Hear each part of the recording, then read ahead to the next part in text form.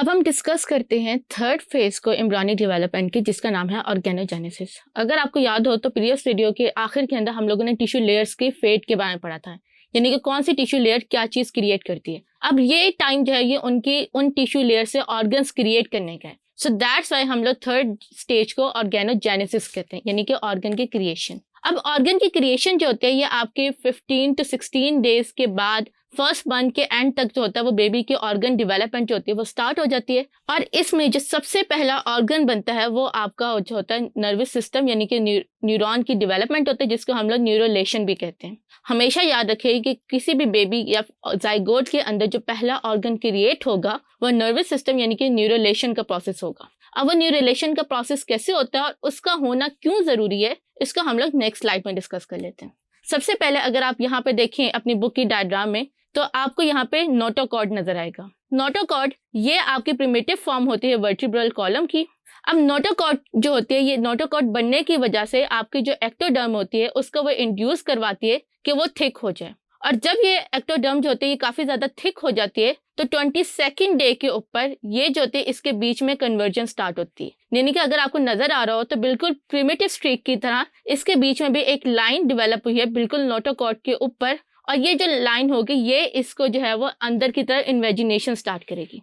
अब जब यहाँ पे आपको नजर आ रहा होगा 3 डिफरेंट कलर, ये लाइट पर्पल, ये ग्रीन एंड देन ये आपके पास जो है ये लेवेंडर कलर है। अब ये जो 3 कलर की लाइनिंग आपको नजर आ रही है ये इसलिए बिकॉज ये 3 डिफरेंट रीजन्स को क्रिएट करेगी। इसको हम यहाँ पे फर्दर देखते हैं कि यहाँ पे अब कन्वर्जन का प्रोसेस यानी कि अंदर की तरफ इन्वेजिनेशन का प्रोसेस जो है वो स्टार्ट हो गया। इन्वेजिनेशन के प्रोसेस के जब ये इन्वेजिनेशन का प्रोसेस फर्दर कंटिन्यू होके कंप्लीट होगा तो कंप्लीट होने की वजह से जो पर्पल लेयर है इसने आपके न्यूरल ट्यूब बनाई है। न्यूरल ट्यूब का जो एंटीरियर एंड होगा ये आपका ब्रेन डेवलप करेगा और जो पोस्टीरियर एंड होगा इसका वो आपका स्पाइनल कॉर्ड डेवलप करेगा। और फिर उसके बाद ये जो पर्पल लेयर है इसको जो है ये आपकी जो किनारे पे प्रेजेंट है मार्जिन्स पे, ये लेयर आपकी जाके दोबारा से एक्टोडर्म जो है ये डेवलप करेगी और ये एक्टोडर्म जो है ये इसने न्यूरल ट्यूब को जो है ये सराउंड कर लेगा।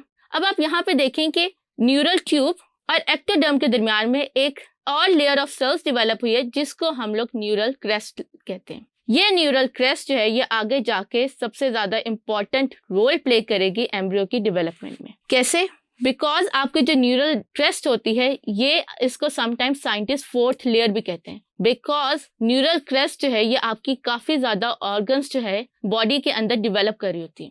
अब अगर यहाँ पे मैं लिखूं कि न्यूरल क्रेस्ट जो होती है सबसे पहले ये आपके पेरिफेरल नर्वस सिस्टम को डेवलप कर रही होती है।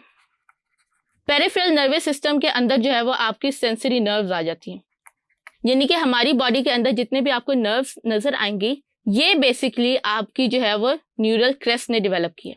फिर उसके बाद हमारी बॉडी के अंदर जो स्केलेटन सिस्टम है यानी कि बोन्स और कार्टिलेज ये भी जो है ये न्यूरल क्रेस्ट डेवलप की है।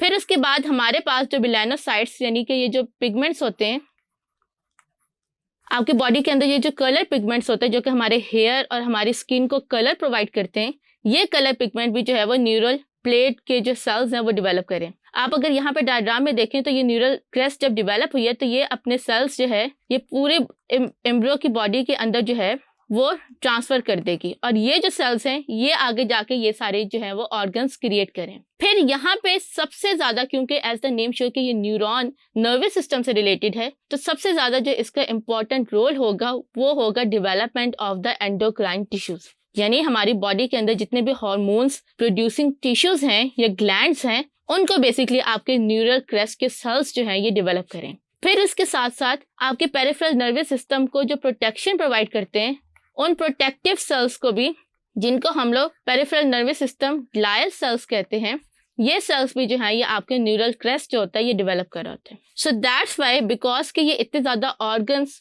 डेवलप कर रहा होता है समटाइम्स साइंटिस्ट इसको जो है वो 4th लेयर भी कंसिडर करते हैं। उसके बाद जो हमारे पास लास्ट फेज आती है वो होती है ग्रोथ। अब आपके फर्स्ट मंथ के अंदर जो है वो बेबी के अंदर नर्वस सिस्टम डेवलप हो गए और सेकेंड मंथ के स्टार्ट के अंदर जो है वो बेबी जो है वो थोड़ा बहुत ह्यूमन की तरह लगना शुरू हो जाएगा और वहां पे जो है वो बेबी का साइज यानी कि एम्ब्रियो का साइज जो है वो ग्रो करके एम्ब्रियो जो है वो फीटस बन जाएगा और फीटस जो है वो अपने साइज को इंक्रीज करेगा, अपने मास को इंक्रीज करेगा और इस फेज को हम लोग ग्रोथ का फेज कहते हैं। तो इस तरह हमारा जो है वो एम्ब्रियो है वो फीटस के स्टेज में आ जाता है और इन स्टेजेस को हम लोग जो है वो इनको हम लोगों ने डिटेल में स्टडी की है। Thank you.